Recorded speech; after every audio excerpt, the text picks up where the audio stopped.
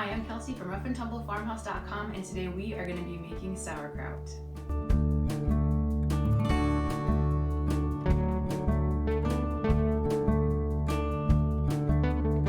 I feel like people tend to fall in one of two camps when it comes to sauerkraut. You either really like it or you really don't. I never used to like sauerkraut when all I'd had before was sort of the just canned stuff you get from a store. It seemed kind of squishy and like a weird texture, and I didn't like it. And then about 10 years ago, I had fresh sauerkraut that had been fermented by a friend of mine and learned how to make it myself, and I've been making it ever since. Typically just once a year in the fall, I make one big batch of sauerkraut that lasts me and now my little family for the entire year. Sauerkraut is a really great first fermentation project. It just requires 2 ingredients. You can make it with mason jars and just some sort of mashing device basically. All you really need is cabbage and salt. So I'm going to show you here what I have for making sauerkraut and kind of talk you through some of the tools and techniques you'd use to make it. So the first thing you need to making sauerkraut is cabbage. So this is cabbage that actually has been stored in a root cellar for a few months. It is right now January and this stuff is still looking really good. So when it comes to what cabbage you use, it doesn't really matter that much, but you want to make sure that it is still really firm and you want to make sure it's in really good condition. You want to peel off all the outer leaves that are looking kind of gross. You don't want to use those at all. And you want to make sure that it's not too loose. Like I said, a good compact head. If you've got one that's kind of busted open, that's really not great for kraut. When it comes to food preservation, the quality of the produce when you get it is what the quality of the produce is going to be once you have done the value adding and processing it. So if you take bad produce and try and ferment it or can it, you're going to end up with a bad product. So you want to use something that is fresh and good and ready to go. So this, I believe, is the storage number 4 cabbage from Johnny's, and it stores really, really nicely. And so this is what I'm going to be using today to make the kraut. After the cabbage and the salt, we're going to need some way to shred it up or cut it up. Now I know a lot of people like to use their food processors to just dump the cabbage in and have it shredded really nicely. I know some people have really great success with that. Other people I've heard end up with a mushier kraut. And so I typically, before I had this tool I'm going to show you, would just hand cut all my kraut. It really doesn't take that long. I'm going to do about 15 pounds of cabbage here, which will end up being about 5 quart jars of sauerkraut. So cutting it really doesn't take that long, honestly, if that's all you want to do. So just a good chopping knife and a cutting board will work fine. The next thing you're going to need to make sauerkraut is something to ferment your sauerkraut in. I have used mason jars before. Those work just fine. If you were just getting into making sauerkraut and maybe just going to do 1 head of cabbage, a couple of mason jars, the exact same steps we're going to do in the crock are what you're going to do in the mason jar. But if you find one of these are really nice. This beautiful little ceramic crock. Again, I think I got this at a thrift store for like $5 or $10. You can find these at garage sales sometimes. These work really well for making ferments. The thing you want to look for with these is to make sure that the enamel doesn't have any chips on the inside, because if there are chips on the inside, then bacteria can get in there, so make sure the enamel is just solid all the way through. And then something else, if you get one of these really nice little crocks, is you want to keep an eye out for a weight or a follower. I'll get into that in a little bit, but those are going to be things that are going to hold down your kraut. So you can buy these type of weights, or I have another crock like this downstairs where I found at a thrift store. It's just like an old little side plate that fits perfectly in top. So that's something you want to keep an eye out for if you're going to go with this method. Another type of fermentation vessel you might want to use, this is a gorgeous crock that I absolutely love. We got this as a wedding present.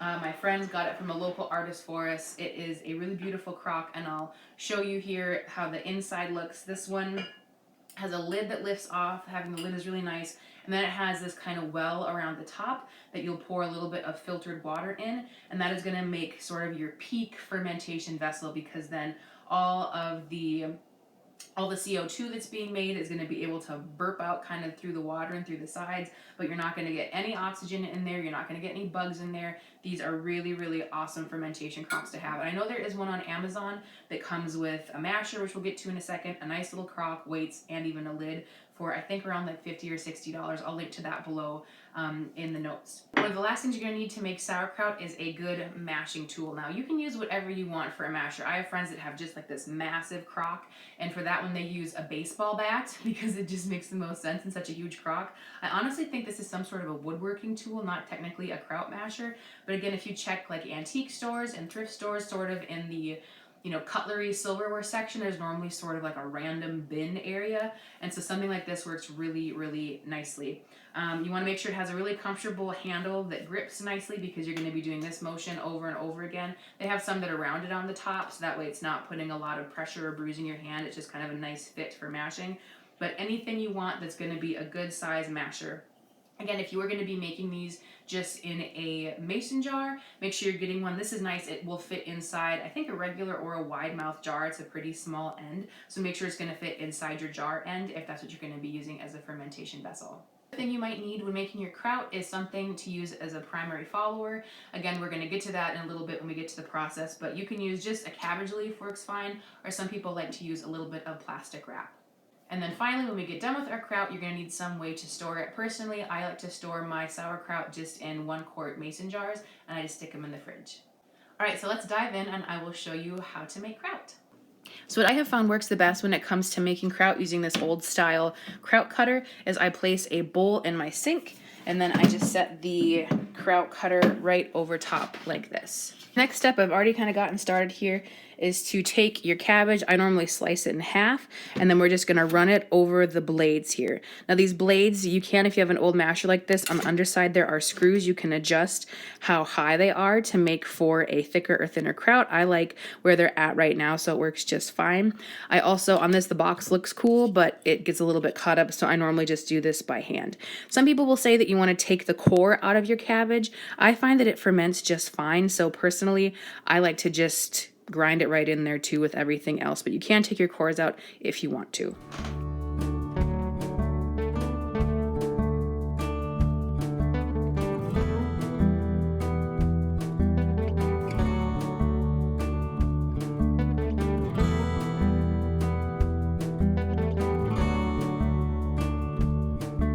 Now, when you get towards the end, you're always going to end up with kind of a flat piece like this. At this point, I will just chop this up with a knife and then toss it in there as well. Okay, so now I have a mountain of cabbage that is all shredded up, ready to go into my crock. I have a scale here and a bowl. I like to do my sauerkraut by weight. Most recipes will recommend by weight. And so I typically do about 1.5 to 2 teaspoons of salt per pound. So I'm going to do 5 pounds of cabbage in here, and then I'm going to add in about 5 teaspoons of salt, and then I'm going to crunch it all together with my hands. That's to kind of help the cell walls break up. It's going to help it to release all of its juices because I don't add any extra brines. I just use all the juice from the cabbage, and that's going to be plenty to help the fermentation process happen. So I like to start with only 1 teaspoon, and then if I need more salt, I will add it. That's a really important thing when you're making sauerkraut, is to taste it as you go along. You want it to be a little bit salty, but you don't want it to be like, ugh, that's too salty. So just so it should have a pleasant taste, a really nice kind of pleasant salted taste. So let's get this weighed, salted, and crunched up, and then we'll go from there.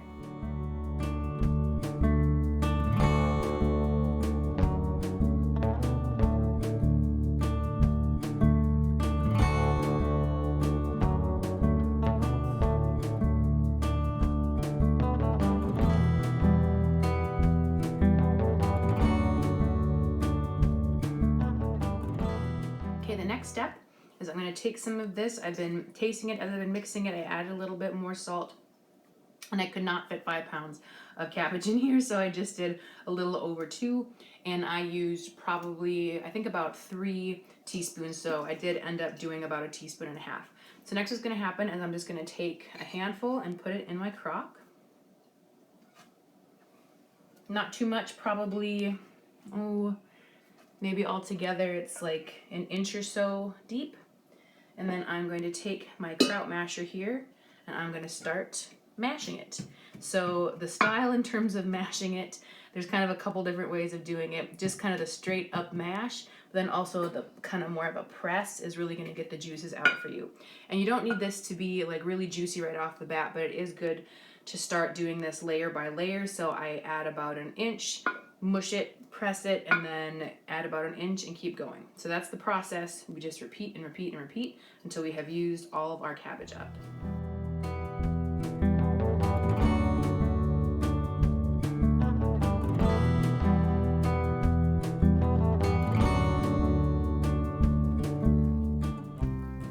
All right, here you can see that we are starting to get some good progress when I push down you can see that we're getting some brine that's starting to come up. So that is just 100% cabbage juice and salt that I'm getting through here. So what you also can't see is I have moved this sucker to the floor because just the angle wasn't quite right, and it is strenuous. There's every possibility I'm sitting here in my bra instead of my hoodie because it's too hot. Don't eat Kelsey sauerkraut, she makes it in the nude. But this is a strenuous process to get this made, just a heads up.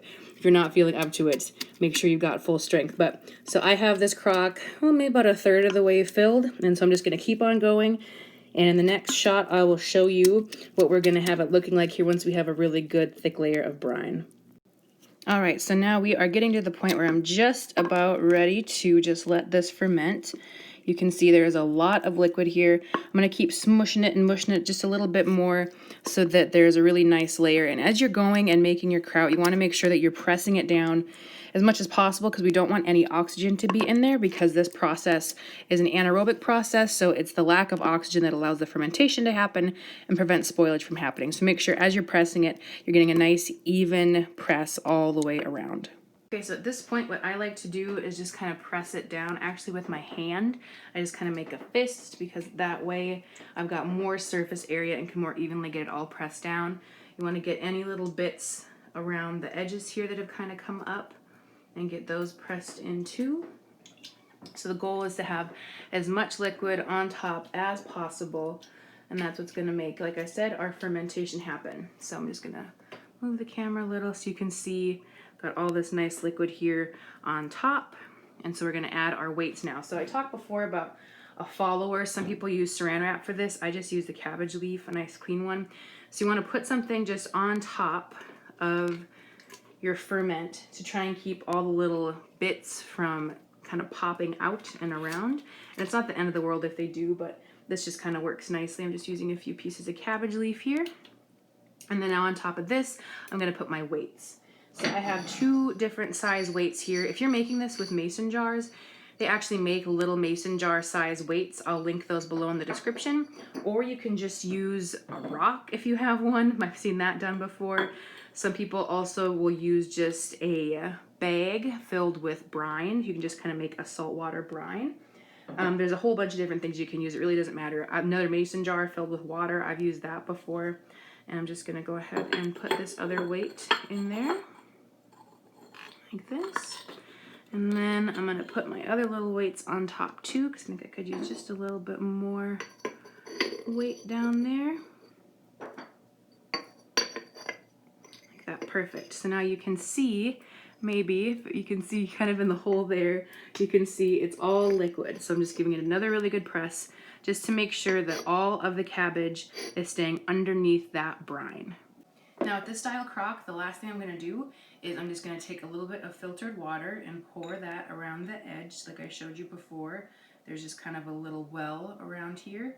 And then I am going to place my lid on the crock. And so what that water is doing again is creating a seal around this, and as it ferments you're going to see little bubbles of air come out here as it's fermenting. If you have just a mason jar that you're doing this with, it's the exact same process. Salt it, pack it into the mason jar the same way I packed it into this, and then you can get those mason jar weights like I said I'm going to link below, or you can just fill a bag with water and salt. I'll also have more information about that in the blog post link below, and put that in there to keep all of your cabbage underneath the brine. Really simple. So how long do you let this ferment? It really depends. If it's the summer, sometimes all it takes is a few days actually for it to ferment, but usually on average it takes about 2 to 3 weeks to get a good fermentation.